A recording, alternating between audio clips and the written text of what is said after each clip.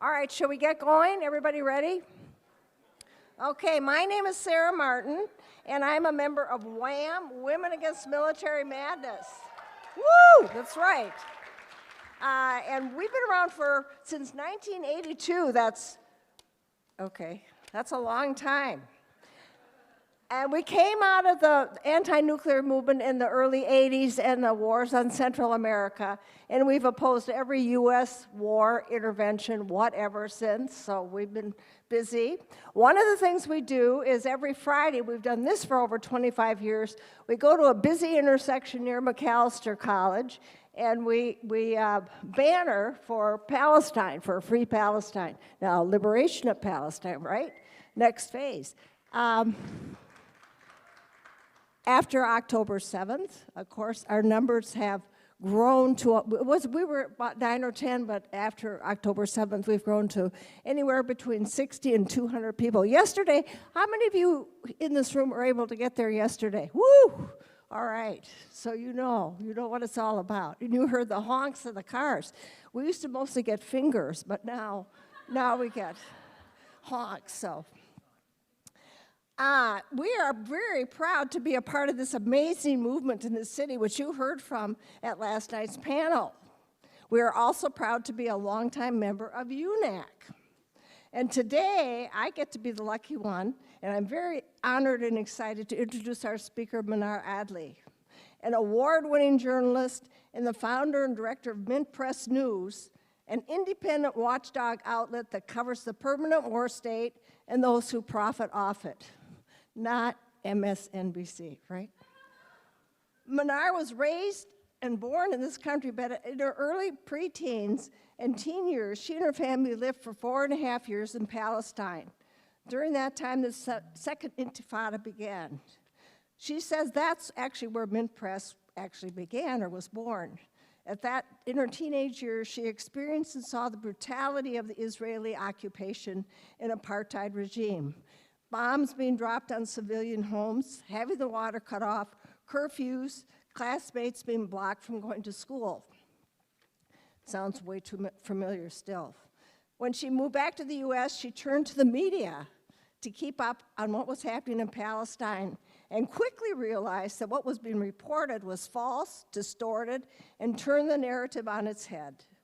As a result, we have this important global news source which she has fearlessly and courageously developed. She has assembled an amazing group of journalists who provide up-to-date reports and analysis. She never backs away from confronting false narratives and persevered through the attacks on her journalism about Syria. Let's hear it for that. Yes. She also produces and is co-host of the Mintcast podcast, it's called Mintcast Podcast, and of the video series Behind the Headlines. She was the first American woman to wear a hijab to anchor or report the news in American media in 2009. Mnar is the recipient of the Women's Institute for Freedom of the Press Award and the Serena Shim Award for Independent Journalists. We are fortunate to have her here in the Twin Cities to not only because of this wonderful global resource, but also to cover our movement. So, without further ado, I would like to introduce Mnar. Give it up for Mnar.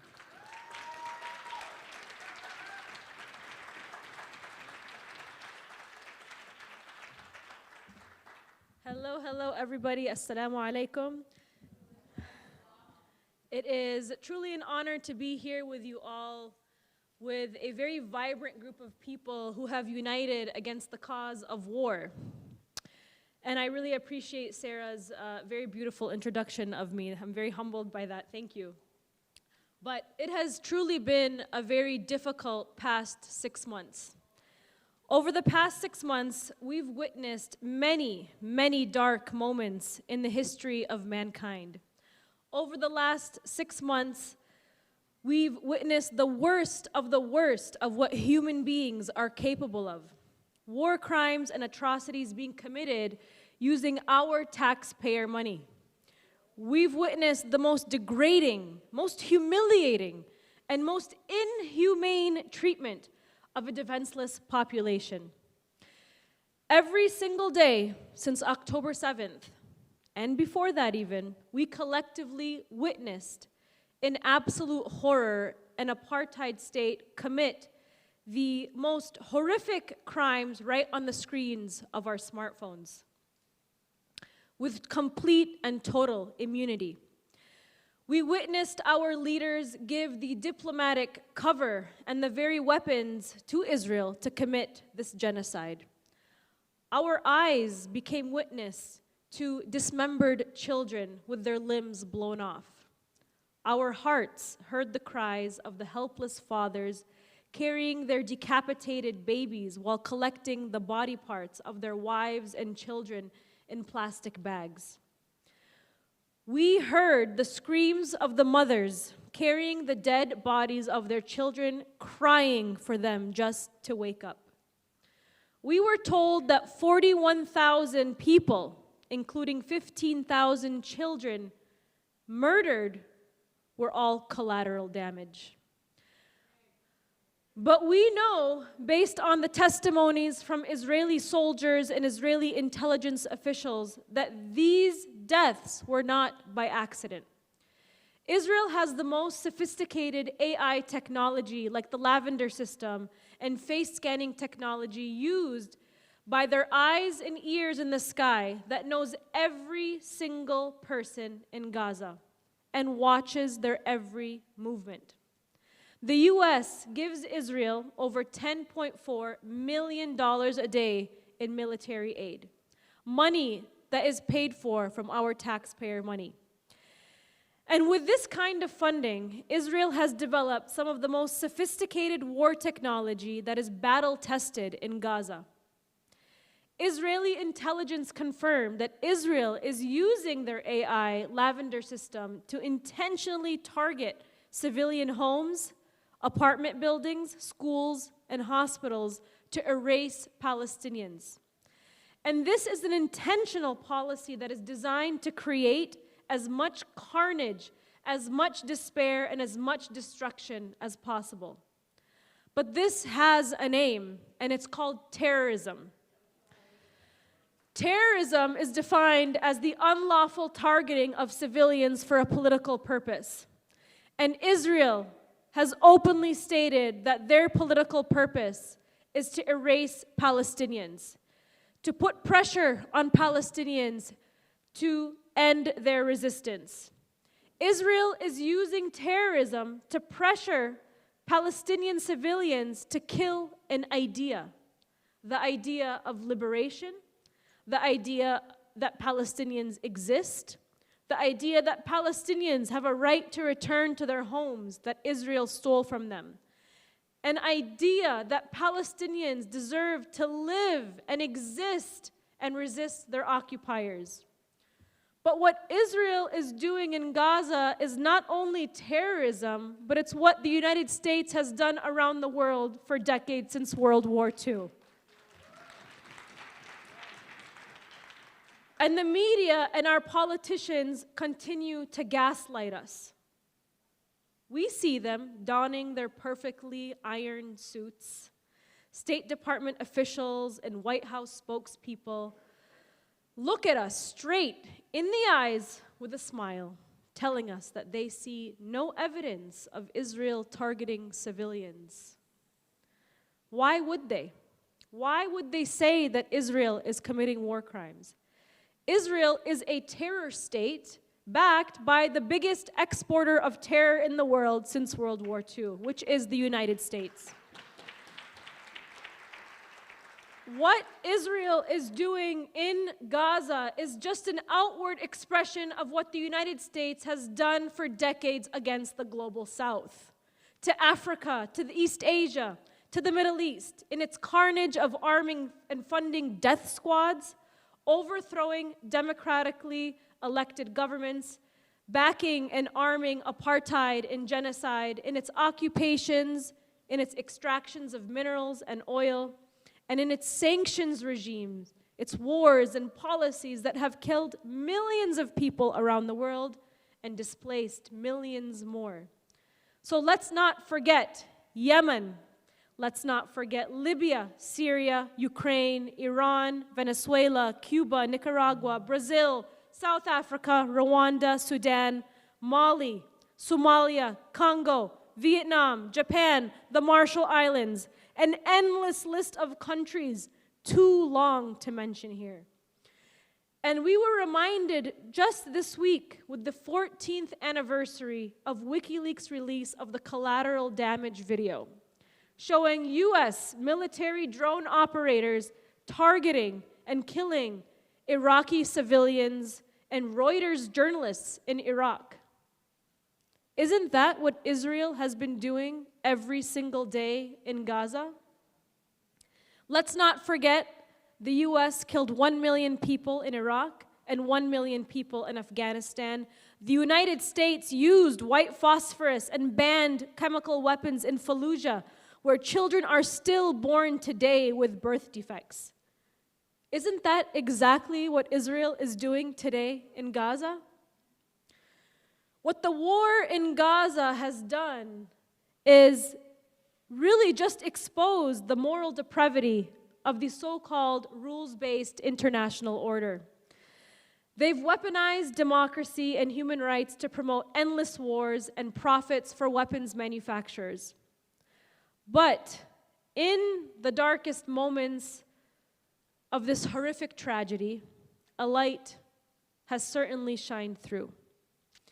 It is the collective humanity of us all, one by one, who have organized, who have spoken out, who have boycotted, who have educated, who have disrupted, who have shut it down, and tragically, even self-emulated.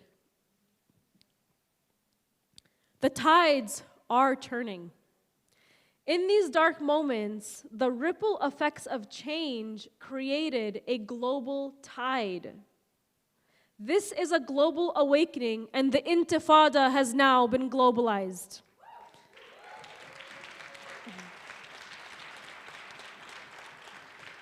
The world has spoken for Palestine, but it has also broken through the fog of war. The fog of war, of the endless wars that have been sold to us as humanitarian wars. It has risen above the media manipulation and the propaganda machine that for far too long manufactured consent for apartheid under the guise of shared values, democracy, and human rights. But we now know that those shared values mean colonialism, occupation, apartheid, ethnic cleansing, and grave human rights abuses. Millions of people across the globe are taking over the streets of Palestine. We are shutting down the weapons factories across the UK, like Palestine Action. We are occupying the offices of our elected officials. We are protesting in the lobbies of the propaganda machine, the New York Times. Yemen, the poorest country in the Middle East, is being bombed anew nearly every single day by the US military because they enforced a Red Sea maritime blockade of Israeli ships, while Palestine's Arab neighbors currently and actively assist Israel to circumvent that blockade and even assist Israel in the genocide. Yemen has endured over a decade of a humanitarian crisis. 23 million people have been starving because of a US-backed Saudi blockade. Egypt, Jordan, Turkey, the UAE, and Saudi Arabia continue to pay lip service to their citizens while assisting Israel in its genocide and doing normalization treaties behind the scenes. But the people of the world have broken through the fog of war. They're saying no to normalization and not believing the atrocity propaganda blitz. Just like the incubator babies, weapons of mass destruction, and the Gaddafi mass Viagra hoax that brought us the wars in Iraq and NATO invasion of Libya, we as a collective have broken through the fog of war. And most importantly, here in America, The Democratic Party has finally shown its true face, taking off its mask so Americans see that it has exposed itself as the bloodthirsty, war-hungry party that it is. We see and hear Genocide Joe quite loudly and clearly. We cannot rely on our leaders to save us and stop this war. The power right now is in our hands, and we will continue to disrupt the war machine until the entire system of endless wars turns into endless peace. Thank you.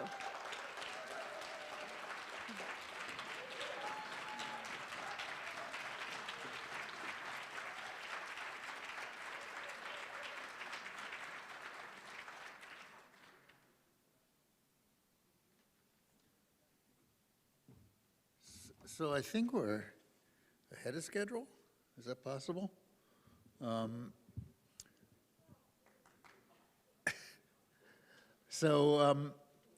next thing on the agenda is the 1:30 to 3 p.m. set of workshops. And during this set of workshops, there's going to be impending war against China and how to oppose it, and that's going to be held right here. So if you're interested in that workshop, this is where you stay. A very important workshop on a project that the Black Alliance for Peace is doing called Zones of Peace in Our Americas, Haiti Sanctions, and Cuba. And that's going to be happening in room 1. And that behind the doors behind us here is room 1. You also can enter it from the outside area, but that's room 1. The next workshop is going to be No Nukes. This was organized by the Green Party Peace Action Committee, and that's going to be in room 2, which is through those doors back there. And finally, in the hall area over there, our Canadian anti-war comrades will be meeting. So if you're from Canada or would like to participate and meet our Canadian friends, a number of them who have spoken here already, that will be out in the area where the seats are. So we're going to do this from 1:30 to 3, about 10 minutes before 3 o'clock. Someone will come around to the workshops and remind the workshops to start closing down, because the second set of workshops will happen after that. There'll be 3 workshops during the second set, and we'll announce them again, but they are from 3 to 4:30, and Palestine organizing across the country is going to be right here. And a number of organizers from different cities around the country are going to lead that, who have been leading the Palestinian protests around the country. Smash Cop City, Speak Out on National White Supremacy will be happening in room 1 over there. And Sanctions and Hybrid Warfare will be happening in room 2. So you might want to make note of those, think of which you would like to go to, and we can start going there now. So.